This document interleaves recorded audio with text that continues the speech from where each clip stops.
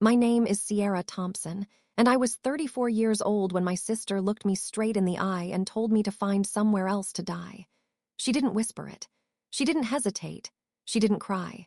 3 days after we buried our parents, while the scent of funeral lilies still clung to my coat and grief sat inside my chest like wet cement, Victoria stood in the doorway of the only home I had left and delivered those words with the calm detachment of someone discussing the weather. She had brought moving boxes. She had brought her husband. And she had brought a version of herself so cold that even now, when I replay that moment, part of me still struggles to accept that cruelty had been living inside her all along. The cane beneath my hand trembled slightly as I shifted my weight. 2 years earlier, a drunk driver had shattered my spine and very nearly ended my life. Recovery had been long, humiliating, and uncertain. Some days I still woke expecting to feel nothing below my waist, but none of that seemed to matter to Victoria.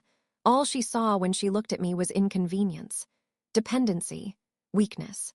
"You can't stay here anymore," she said, her tone clipped and efficient like she was firing an employee. "You'll need to make other arrangements." Behind her, Derek avoided my eyes. He stared at the floor as if the hardwood had suddenly become fascinating. Our parents hadn't even been gone a week. The earth over their graves was still freshly turned. And yet here we were, my sister evicting me from the house where I had spent the last 2 years healing, rebuilding, and caring for the very people she barely found time to visit. She thought I had nothing. She thought I was useless. She thought wrong. But to understand why those words cut deeper than any knife ever could, you have to go back to the day my life split cleanly into a before and an after. 2 years before my parents died, I was not the woman leaning on a cane in a silent living room. I was a landscape architect with my own firm in Hartford. My days were spent designing gardens for clients who treated outdoor space like art. I restored historic estates, consulted on public greenways, and had recently secured a contract with the city's Botanical Society, the kind of opportunity that whispers you've finally arrived. Life wasn't just good. It was coherent. It made sense. Until the night it didn't. The drunk driver ran a red light at 40 miles an hour. I don't remember the collision itself, only the violent interruption of everything I had been. When I woke in the hospital, the first thing I noticed was the smell: sterile plastic, antiseptic, fear. The second thing was the weight. Metal rods had been fused along my spine to hold it together. 11 hours of surgery had saved my life. No one would promise it would save my ability to walk. Recovery, they told me gently, would take years. My apartment had stairs I could no longer climb. My office required an energy I no longer possessed. Medical bills rose with terrifying speed, devouring savings I had once considered responsible. So when my parents offered their first-floor guest room, I said yes. Not because I wanted to go backward, but because sometimes survival requires surrender. Moving back into my childhood home felt surreal. My high school track trophies still lined a dusty shelf, relics from a body that had once flown effortlessly across finish lines. For 18 months, a wheelchair became my world. I learned how wide a doorway needed to be, how unforgiving tile floors could feel, how quickly dignity can dissolve when independence disappears. On the worst days, my mother would sit beside my bed and read aloud just to keep the silence from swallowing me. My father built a ramp leading into the garden so I could feel sunlight on my face again. Neither of them ever made me feel like a burden. Victoria called once a month, sometimes less. She never asked about my physical therapy, never asked if I was in pain, never asked if I was scared. Most conversations followed the same script. "Oh, you're still there," she'd say when I answered. Still there, as if I were a stain refusing to fade. What she never bothered to learn was that 4 months before our parents died, I had begun walking again. First with a walker, then with a cane. Each step felt like reclaiming stolen territory. But in Victoria's mind, I would always be the broken one. The Christmas before everything unraveled, she arrived with her immaculate family in tow. Derek stepped through the front door wrapped in a cashmere coat that probably cost more than my monthly prescriptions. Their children tore through the house with the careless confidence of kids who have never been told no. Victoria orchestrated the holiday like a production, shifting furniture, correcting my mother's table settings, offering unsolicited opinions about everything from napkin placement to oven temperature. I spent 3 days cooking, standing at the counter with my cane braced against the cabinet while pain crept steadily up my spine. Homemade macaroni for Jack, chocolate chip pancakes for Emma. I told myself I was contributing, proving I still had value. On Christmas morning, the family gathered for the annual photo. My father adjusted the tripod. My mother fussed with ornaments. The children argued over positioning. Victoria looked at me and smiled. It wasn't warmth, it was calculation. "Sierra, maybe you should sit this one out. We want a nice photo for the Christmas card." The room fell into a fragile quiet. My mother opened her mouth, then closed it. My father stared at the camera too long. "It's just," Victoria added lightly, "the wheelchair doesn't really fit the aesthetic." I wasn't even in the wheelchair anymore. I was standing. But arguing with Victoria was like shouting into wind, exhausting and pointless. So I nodded, smiled, walked into the kitchen.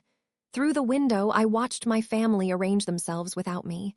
The shutter clicked. Once, twice, 3 times. What I didn't know then was that my father had seen everything. And the very next morning, he did something that would change the course of all our lives. But we'll come back to that, because some consequences take time to surface. My parents died on a Tuesday in March. A private charter to California, clear skies, mechanical failure. "They didn't suffer," the voice on the phone assured me. I was in the garden pruning roses my mother had planted 15 years earlier when the call came. 30 seconds later, the world I recognized was gone. Victoria handled the funeral with brisk efficiency. Flowers, guest lists, catering. I drifted through it like a ghost.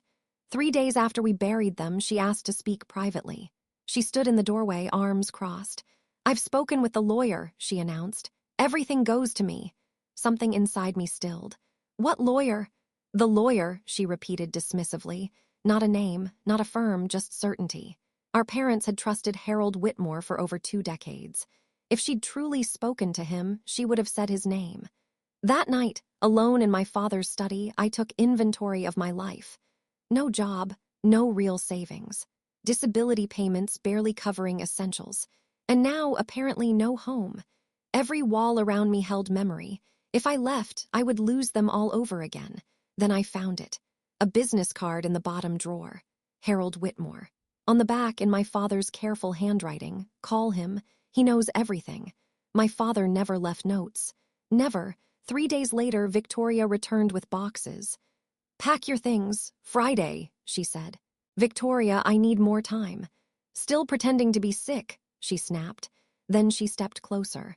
Close enough that I could smell her expensive perfume. "Find somewhere else to die," she said quietly. "You're useless now." Behind me, our neighbor Maggie gasped. Rose, the nurse who had cared for my parents, froze in the doorway. Victoria ignored them, but Rose pulled out a small notebook and wrote something down. At the time, I didn't understand why. Later, I would. And before we step into what happens next, because what happens next changes everything, tell me something. Have you ever been underestimated?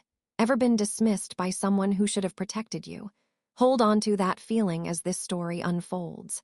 Because sometimes the people who think you are weakest are the least prepared for what you become. Now let me take you to the moment the first crack appeared in Victoria's certainty, when Derek came back alone the next morning. And everything we thought we knew began to shift. Derek stood on the porch the next morning looking like a man who hadn't slept. His coat was buttoned wrong. His hair, usually perfectly styled, lay flat and careless against his forehead.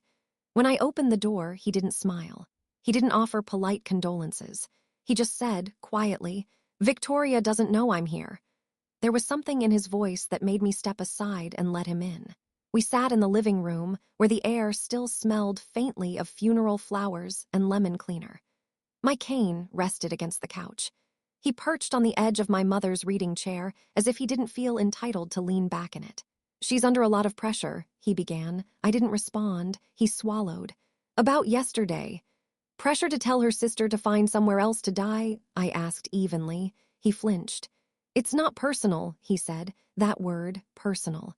As if eviction were a business transaction. as if cruelty could be categorized and filed away. "We really need the money," he blurted. Something cold slid into place inside me. "What money?" He hesitated. And in that hesitation, I saw something unravel. "The estate," he said carefully. "The house alone, I mean, once it's sold." Once it's sold, he'd already decided. "We're in trouble," he admitted suddenly, his voice collapsing inward. "The investments I made last year, they didn't pan out." "How much trouble?" I asked. He exhaled through his teeth. 400,000. The number felt unreal, too large, too heavy. "The bank is threatening foreclosure," he continued. "We've been juggling payments. Victoria thought once your parents' estate cleared, we could reset." Reset? On my parents' death. Victoria hadn't been grieving. She'd been calculating. The front door opened behind him before I could speak. Victoria's heels clicked sharply across the hardwood. She had heard enough. "What are you doing here?" she demanded. Derek stood abruptly. "Just checking on. Don't lie to me." Her eyes moved to me, blazing. "You think you're clever," she said. "You think you can sit here and manipulate him." "I didn't call him," I replied quietly. Victoria grabbed Derek's sleeve. "Get in the car," she snapped. He mouthed something as she pulled him toward the door. It looked like sorry. It might have been help. Then they were gone. The silence that followed felt thick and electric. Maggie appeared at my side minutes later. "You see it now?" she asked softly. I nodded. They weren't throwing me out because I was useless. They were throwing me out because they were desperate, and desperation makes people dangerous. That night, I sat in my father's study with the business card in my hand. "Call him, he knows everything." My father's handwriting stared back at me like a challenge. I dialed before doubt could talk me out of it. The phone rang twice. "Whitmore Law Office." "Mr. Whitmore, this is Sierra Thompson." A pause, then warmth. "Miss Thompson," he said, "I've been expecting you." The words hit harder than I expected. "You have. Your father was very clear," he replied. "He said when the time came, you would call." My throat tightened. "Victoria says everything goes to her," I said. "She claims she's already spoken to you." A quiet chuckle. "I have not spoken to your sister in years." Relief washed through me so suddenly I had to grip the desk to steady myself. "So she's lying." "I would phrase it differently," he said diplomatically. "She is misinformed." There was a shuffle of papers. "Miss Thompson," he continued, his tone shifting, "your parents updated their will 6 months ago." 6 months. "After Christmas," he added gently. "The Christmas photo. The one I wasn't in. They were very specific," he said. "I would prefer you come to my office before the formal reading. There are details that require context." "What kind of details?" I asked. The pause that followed was deliberate. "The kind that suggest your sister's confidence may be premature." The next day, Rose came to see me. She stood on the porch with a cardigan wrapped tight around her shoulders, as if bracing against more than cold. "I wanted to give you this," she said, handing me a leather-bound notebook. My mother's. I recognized her handwriting immediately. "She asked me to keep it safe," Rose explained. "Said you'd need it." "Need it for what?" I asked. Rose hesitated. "There's a video," she said quietly. "Your mother recorded something with Mr. Whitmore a few months ago." My pulse thudded. "A video?" She was very clear about when it should be played. My mother had been preparing, not grieving, preparing. "For what?" I whispered. Rose met my eyes. "For exactly what's happening now."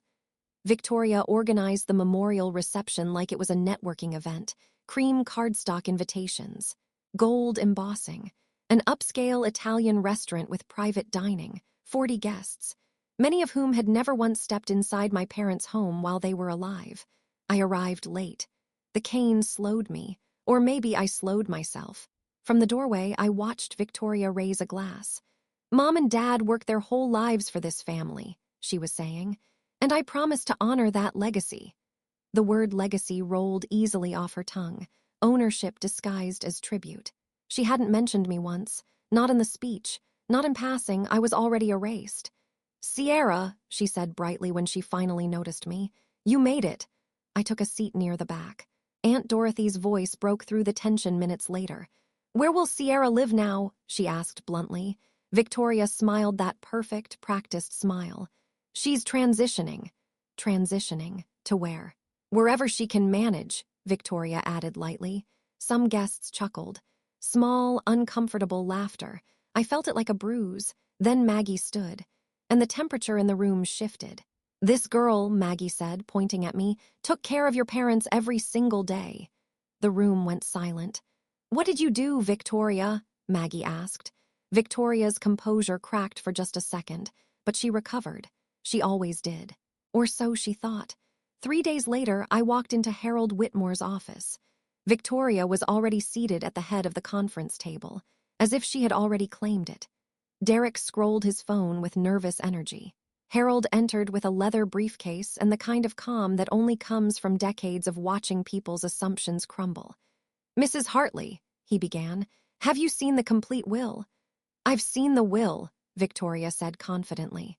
4 pages, everything left to me. Harold removed a thick, blue-backed document from his case. 32 pages, he said quietly. Victoria's hand tightened on her bag. That's impossible, she snapped. What you saw, Harold replied evenly, was a draft. Your parents updated their will 6 months ago. The room tilted. Derek's phone slipped from his fingers. This is fraud, Victoria hissed. Harold didn't flinch. I have represented your family for 22 years, he said. Let us proceed. He began to read. To Victoria, a $14 million investment portfolio placed in trust. Maximum annual withdrawal. $50,000, the rest to her children at age 30. A trust, Derek whispered. Protection, Harold read from the letter attached, not punishment. Protection. Victoria's face drained of color. Then Harold turned the page. To our daughter, Sierra Ann Thompson, we leave our home and surrounding property, valued at approximately $4 million. The words seemed to echo. The house belongs to her, he read. She has earned it. My lungs forgot how to work. Victoria stood abruptly. This is ridiculous. But Harold wasn't finished. He inserted a USB into the laptop. My parents appeared on the screen, sitting side by side, alive. Girls, my mother began, and everything inside me shattered and reassembled at the same time. They had seen. They had known. They had changed the will after Christmas, after the photo, after the exclusion. We weren't going to let our death become another way for you to be erased, my father said. Victoria walked out before the screen went dark. But it didn't matter, because the truth had already been spoken. And for the first time since she had stood in that doorway with moving boxes and told me to find somewhere else to die, Victoria no longer looked certain. She looked afraid. And the real confrontation was only beginning. I found Victoria halfway down the hallway outside the conference room, standing perfectly still as if movement itself might shatter whatever fragile composure she had left.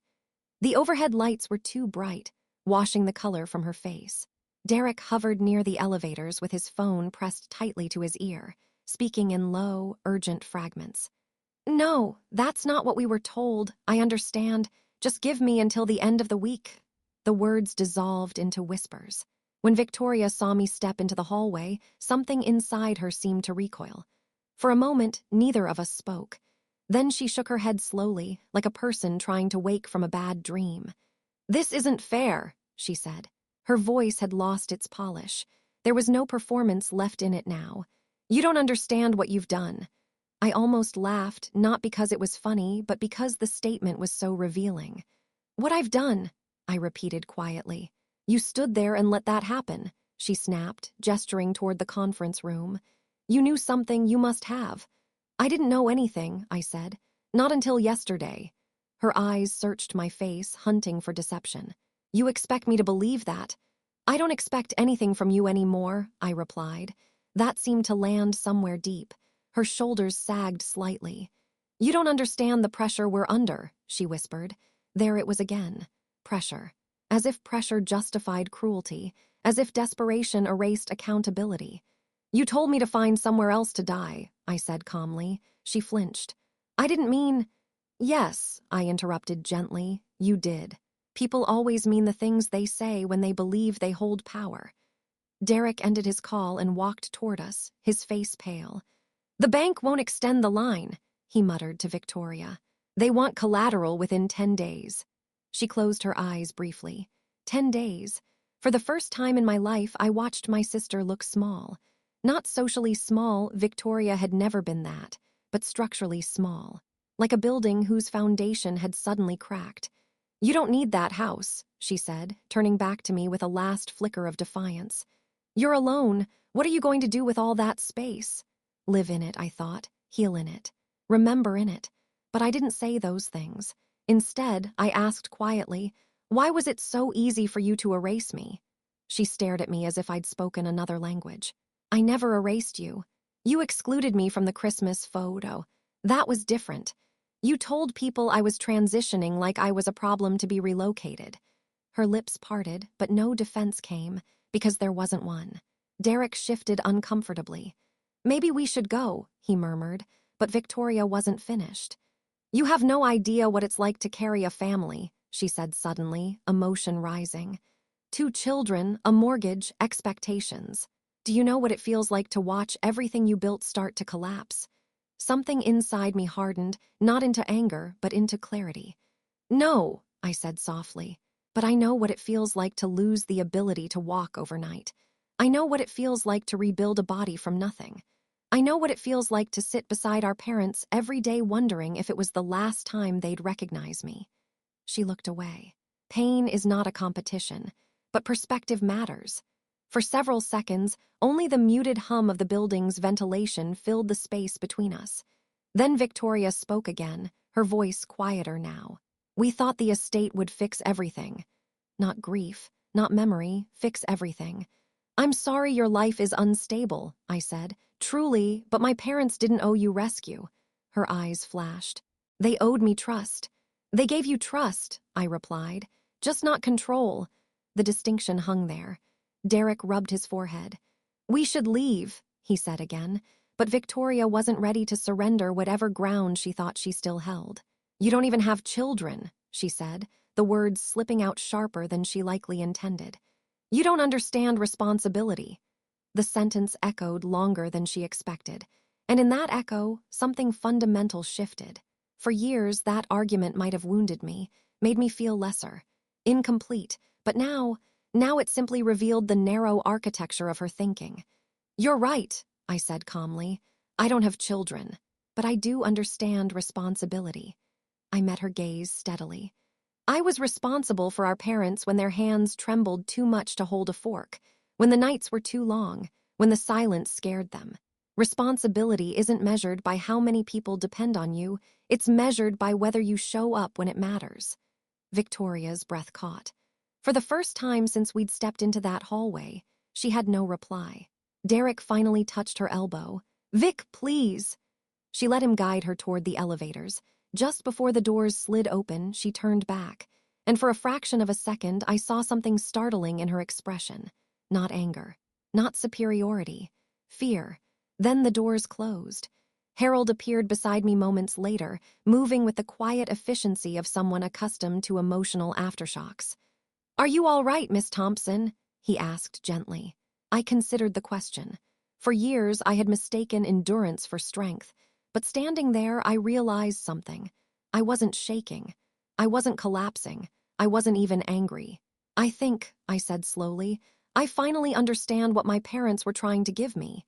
He nodded, as if he'd been waiting for that answer. "There are a few remaining documents," he said.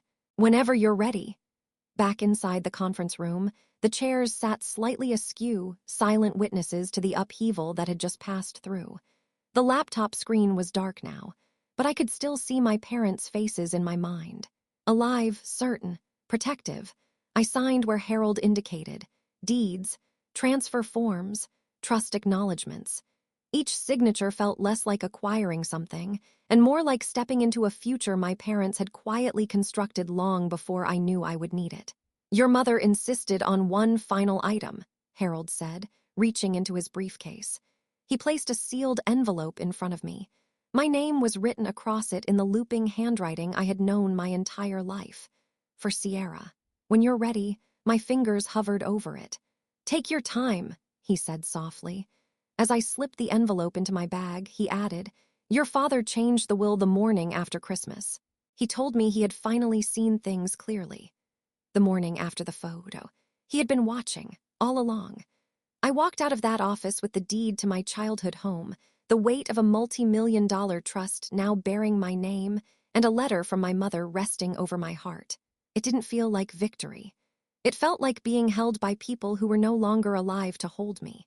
And before I tell you what happened when I finally opened that letter, because it changed something inside me in a way no inheritance ever could, pause for a moment and think about this. Have you ever discovered that someone loved you far more fiercely than you realized while they were alive? That kind of love doesn't disappear. It rearranges your entire understanding of yourself. What waited inside that envelope would do exactly that. And it would set into motion the final unraveling of everything Victoria believed she controlled. I didn't open the letter that day. I carried it home like something fragile and sacred, placing it on my nightstand beside my mother's diary, as if proximity alone might prepare me for whatever waited inside. The house felt different now. Not empty, not haunted. Different. The air carried a stillness that no longer felt threatening. For the first time since the accident, since the funerals, since Victoria's voice sliced through the living room with those terrible words, I stood in the center of my childhood home and felt something steady beneath my feet. It wasn't triumph. It was foundation. Over the next week, practicalities unfolded. The trust paperwork required signatures and bank coordination. Account managers introduced themselves with polished voices and cautious respect. Insurance policies transferred. The deed officially recorded. Victoria didn't call. Derek didn't call. Silence settled like dust. I moved slowly through the house, reclaiming rooms one by one. My parents' bedroom was the hardest. Their scent still lingered faintly in the fabric of the curtains. I sat on the edge of the bed and let memory move through me without resistance. Grief is strange. It does not arrive in clean stages. It comes in waves that carry anger, gratitude, sorrow, relief, often all at once. On the 7th night after the will reading, I finally opened the letter. The envelope tore softly under my thumb. Inside was a single folded sheet of paper. My mother's handwriting filled both sides. My dearest Sierra, if you are reading this, then the worst has happened. Your father and I are gone, and I know the house feels too quiet. I know Victoria has already said something unkind. She always moves quickly when she feels afraid. I paused there. Moves quickly when she feels afraid. It wasn't cruelty, my mother suggested. It was fear wearing armor. You must understand something about your sister. She has always believed love was conditional. That if she stopped achieving, stopped shining, stopped winning, she would be left behind. I tried to teach her differently. I am not sure I succeeded. But I want you to know this. Your worth has never been conditional. Not on your health, not on your career, not on your usefulness. When you came home after the accident, you thought you were a burden. I saw it in your eyes every time you apologized for needing help. You were not a burden. You were a gift. You gave us time we would never have had otherwise. You gave us laughter on nights that could have been dark. You gave your father peace in a way I have never seen before. We changed the will because we finally understood something we should have understood long ago. Protection is love in action. If Victoria chooses to see this as punishment, that is her work to do, not yours. Do not shrink yourself to make her comfortable. Do not leave this house out of guilt. Stand in it. Fill it with light. And know that we were always proud of you, even when we forgot to say it out loud. All my love, Mom. I didn't cry the way I had at the funeral. There was no collapse. No collapse was needed. Instead, something long knotted inside my chest began to loosen. For years, I had measured myself against Victoria's scale, her achievements, her image, her noise. Now I saw the difference clearly. She had chased validation. I had built endurance. The next morning, I walked through the garden without my cane. The air was cool and clean. Spring had begun to push through winter's last resistance. Small green shoots pierced the soil where my mother's roses would soon bloom. I stood there, steady on my own 2 feet, and felt something unfamiliar. Not victory, not revenge, permission. A week later, Victoria called. Her name appeared on my screen, and for a moment I simply watched it ring. Then I answered.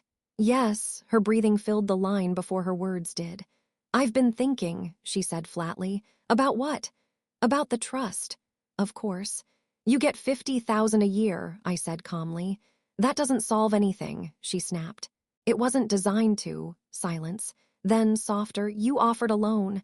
Yes, with conditions. Yes, she exhaled sharply. I can't do that. Then we're finished discussing money. The line remained open. I could hear her thinking. Pride battling necessity. What if, she began slowly, we apologize privately? No, she inhaled sharply. You're humiliating me. You humiliated me publicly, I replied. The quiet that followed was heavy. You're enjoying this, she accused. I closed my eyes. No, I said honestly. I'm finished being afraid. The call ended without resolution, but something fundamental had shifted. She no longer spoke to me like I was disposable. Weeks passed. Derek lost his position at his firm after internal audits revealed undisclosed losses. The news traveled quietly but efficiently through their social circle. Their house went on the market. The photos were glossy. The price reduced twice within a month. Neighbors whispered, not out of cruelty but out of recognition. The facade had cracked. Victoria didn't call again for nearly 3 weeks. When she did, her voice sounded smaller. I'm ready. For what? For dinner. The words landed gently, public, accountable. Next Sunday, I said. I'll arrange it.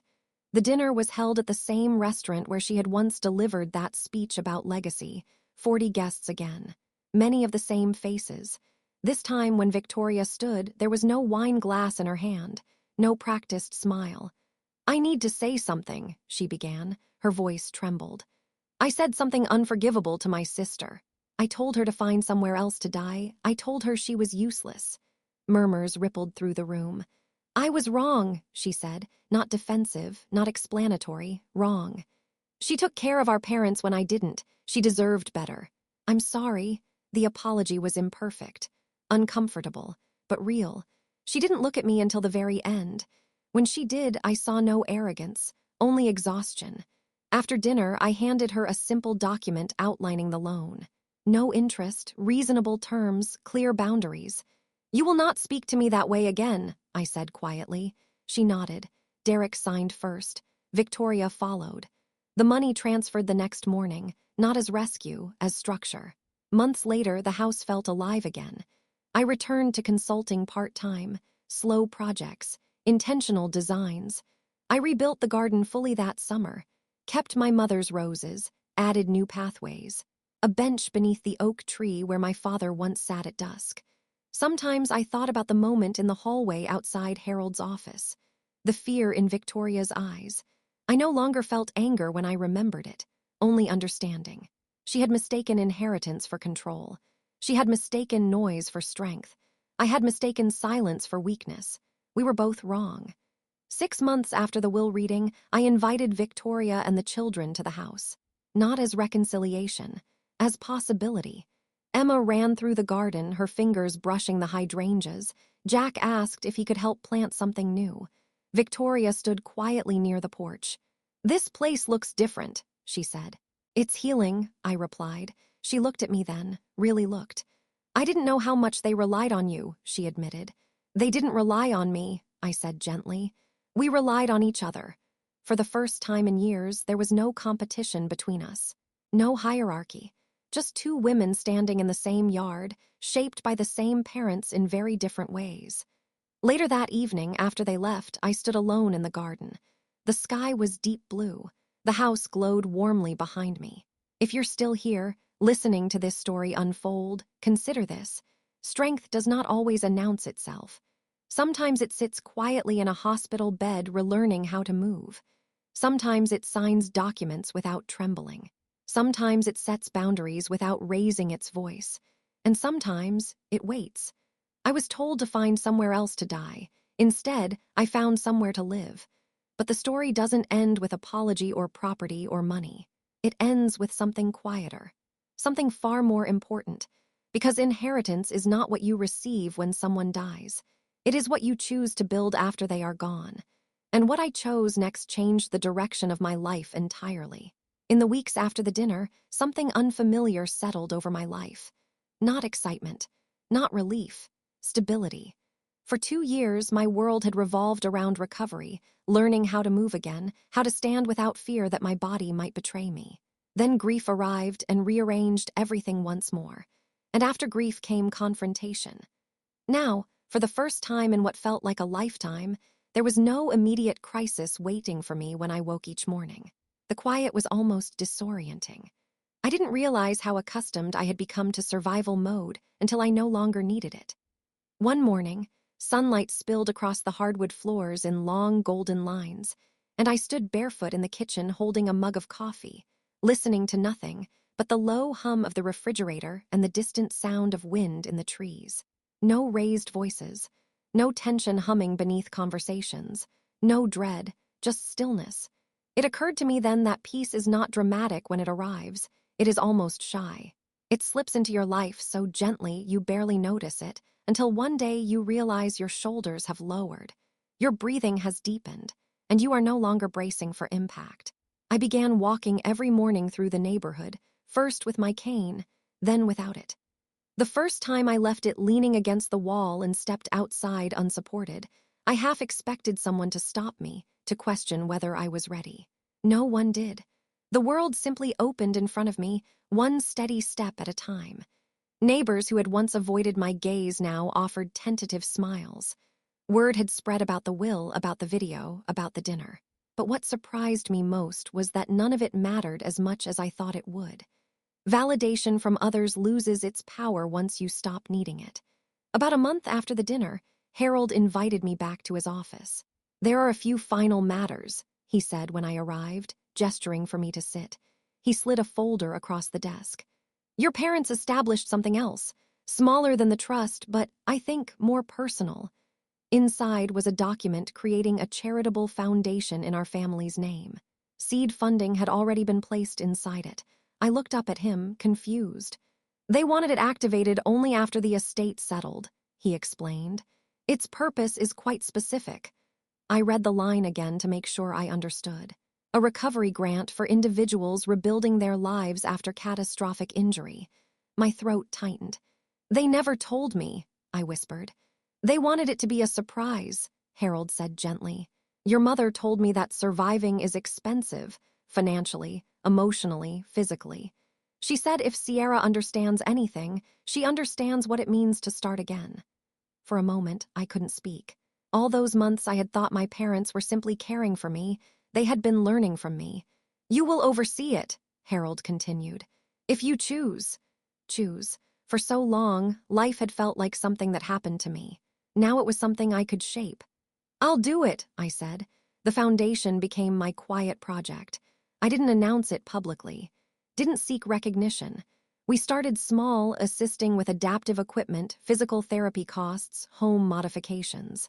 The first letter I received was from a teacher who had fallen from a ladder while repairing his roof. Insurance had run out. He thought his independence was gone forever. When we approved his grant, he wrote back, "You didn't just help me walk again. You helped me believe my life wasn't over." I sat with that letter for a long time. Then I placed it in my mother's diary. Victoria called less frequently after the loan was finalized. Not out of distance, but I suspected out of caution. Our conversations were careful now, measured, like two people learning how to speak a language they should have known all along. One afternoon, she asked if we could meet for coffee. Not a family dinner, not a gathering, just coffee. She arrived early. I could tell because when I stepped inside the cafe, she was already seated, her hands wrapped tightly around a mug she hadn't touched. There were faint lines around her eyes I didn't remember seeing before. Stress redraws a face quickly. "Hi," she said when I approached. "Hi." For a moment, neither of us spoke. Then she exhaled slowly. "I've been going to therapy." The statement surprised me, not because she needed it, but because she was willing to say it aloud. "It's uncomfortable," she admitted. "Apparently I have a habit of measuring my worth by what I control." I smiled faintly. "That sounds exhausting." "It is." She hesitated before continuing. "I used to think strength meant never needing anyone, never appearing weak. But lately," she paused, searching for the words. "Lately I wonder if I've been afraid my whole life." Afraid. The words settled between us. "I was afraid after the accident," I said quietly. "Every single day." She met my eyes. "I know that now," she said. "I didn't then." There was no dramatic reconciliation, no sudden emotional embrace. just two sisters sitting across from each other, acknowledging truths that had waited years to be spoken. "I read Mom's letter," she added softly. "She wrote one to you too," Victoria nodded. "She said love isn't proven by shining, it's proven by staying." Her voice trembled slightly. "I didn't stay." "You're here now," I said. It wasn't forgiveness, but it was a beginning. Summer deepened, and with it, the garden flourished. The roses climbed higher than they ever had before. Lavender spilled over the stone edges in fragrant waves. Sometimes I sat on the bench at dusk and thought about the strange architecture of life, how devastation and protection had arrived almost hand in hand. If the accident had never happened, I might not have come home. If I hadn't come home, my parents might have faced their final years alone. If Victoria had never excluded me from that photograph, my father might never have reconsidered the will. Pain had not been purposeful, but meaning had grown from it anyway. Nearly a year after the reading, I realized something quietly astonishing. I was no longer thinking of myself as someone recovering. I was simply living. The cane gathered dust in the closet. My consulting work expanded gradually until one afternoon a former client asked if I would consider reopening my firm. The idea startled me. For so long, that chapter had felt closed forever. But fear no longer dictated my decisions, so I reopened it. Smaller, more intentional. I chose projects that mattered: community gardens, restorative landscapes, spaces designed for reflection rather than spectacle. Creation felt different now, less about achievement, more about legacy. Victoria visited the house that autumn with the children. Emma ran straight toward the hydrangeas, announcing they were her favorites. Jack asked endless questions about soil composition. Victoria lingered near the porch. "You've made this place peaceful," she said. "It always was," I replied gently. "We just couldn't hear it before." She nodded slowly. "I used to think Mom favored you," she confessed. "Did you?" "Yes," she smiled faintly. "Now I think she understood us differently. She knew what each of us needed, even when we didn't." We stood there in companionable silence. Not close, but no longer divided. That night, after they left, I walked through the house, turning off lights one by one. When I reached my parents' bedroom, I paused. The moonlight filtered through the curtains exactly the way it used to when I was a child sneaking down the hallway after a bad dream. For the first time, the memory didn't ache. It comforted. I lay down and listened to the quiet, and I understood something with sudden clarity. My parents hadn't saved me with money. They had saved me with foresight, with courage, with the refusal to let love remain passive. They had seen what might happen and built protection long before it was needed. Grief never fully leaves you, but it changes shape. It softens at the edges until one day you realize it is no longer only sorrow, it is also gratitude. There is one more piece of this story to tell. Because what I learned in the years that followed reshaped not only my life, but my understanding of strength, family, and what it truly means to belong somewhere. And if you've ever wondered whether being underestimated can become its own kind of powers, what came next will answer that completely. Years have a way of smoothing the sharp edges of memory. What once felt like open wounds slowly becomes part of your structure, not something that weakens you, but something that reinforces you from the inside. 2 years after the will reading, I stood in the same garden where I had once collapsed after receiving the call about the plane crash. The roses were taller now. The lavender had thickened into full, fragrant borders. The bench beneath the oak tree had weathered slightly, its wood softened by sun and rain. And I was standing there without hesitation, without the cane, without the weight of someone else's voice defining my worth. The foundation had grown steadily. What began as a modest recovery grant had expanded into a small but meaningful network of support for people rebuilding their lives after injury. We partnered with physical therapists, adaptive housing designers, vocational retraining programs. Each letter we received felt like a continuation of something my parents had quietly started, an extension of the care they once poured into me. One afternoon, I received a handwritten note from a woman named Alina. She had lost partial mobility after a fall during a hiking trip. Insurance covered the surgery, but not the long rehabilitation afterward. She wrote that she had almost given up on returning to her classroom. She was a middle school science teacher, until she received assistance through the foundation. At the end of her letter, she wrote, "You helped me understand that healing isn't about returning to who you were. It's about discovering who you can still become." I read that sentence 3 times. Then I stepped outside into the garden. Because sometimes gratitude is too large to contain indoors. Victoria's life stabilized gradually. The loan allowed them to settle their debts without losing everything. Derek found steadier work, not glamorous, but stable. The children adapted more easily than either of their parents had expected. Emma once told me, with startling honesty, "I like our new house better. It feels real." Children often see what adults are too invested to admit. Victoria continued therapy. She told me once over coffee that her therapist had asked her a question she couldn't answer at first. "Who are you if no one is watching?" The question lingered in her for weeks. "I think I've always been performing," she said quietly, "even at home." "And now," I asked, "now I'm trying to learn how to exist without applause." It was not a transformation. It was a process, but processes matter. We were not suddenly close. We were not inseparable, but holidays were easier. Conversations were less guarded. There was space where tension once lived. One autumn afternoon, nearly 3 years after everything changed, Victoria and I stood side by side at our parents' graves. The headstones were simple, just as they would have wanted. She placed fresh flowers at the base and stepped back. "I used to think they loved you more," she said softly. I shook my head. "They loved us differently." She considered that. "I didn't know how to receive that kind of love," she admitted. "The quiet kind." I understood that more than she realized, because quiet love can be mistaken for absence if you only recognize volume.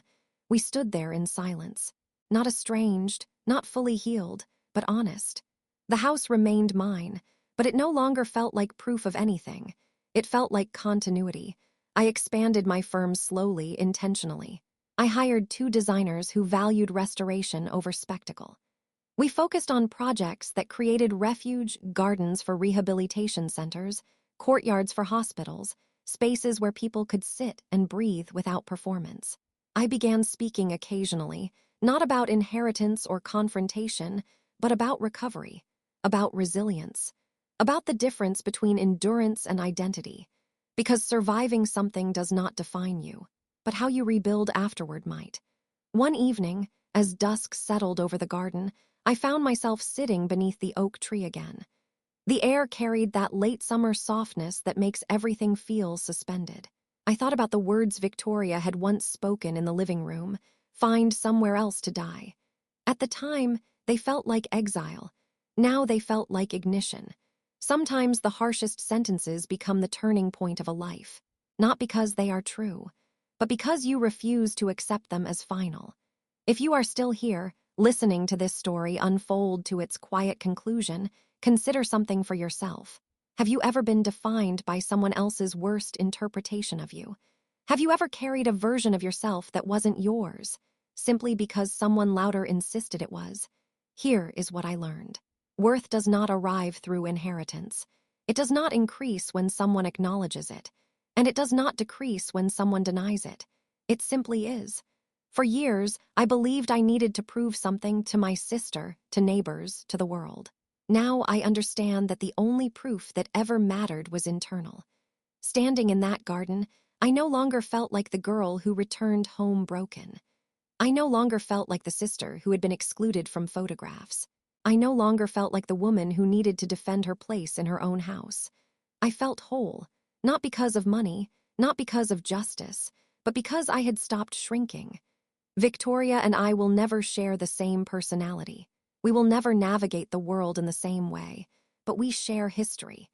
And sometimes history, when handled with honesty instead of competition, becomes connection. On the anniversary of the will reading, I invited her and the children over for dinner, not to commemorate conflict, but to acknowledge distance traveled. Emma helped set the table. Jack insisted on watering the lavender before sunset. Victoria stood in the kitchen beside me. "You were right," she said quietly. "About what?" "About home." She didn't elaborate. She didn't need to, because home had never been about possession. It had been about presence. After they left that evening, I walked through the house slowly, turning off lights the way I always did. The rooms no longer echoed. They held. And before I end this story, I want to leave you with something that matters more than inheritance, more than confrontation, more than victory. If someone has ever underestimated you, if someone has ever reduced your worth to convenience, if someone has ever mistaken your quiet strength for weakness, remember this. You do not have to raise your voice to prove your value. You do not have to compete to justify your existence. And you do not have to leave your own life just because someone else cannot see your place in it. I was told to find somewhere else to die. Instead, I found somewhere to live. And in doing so, I discovered something far greater than property or protection. I discovered myself. And that, more than anything, was the inheritance that truly mattered.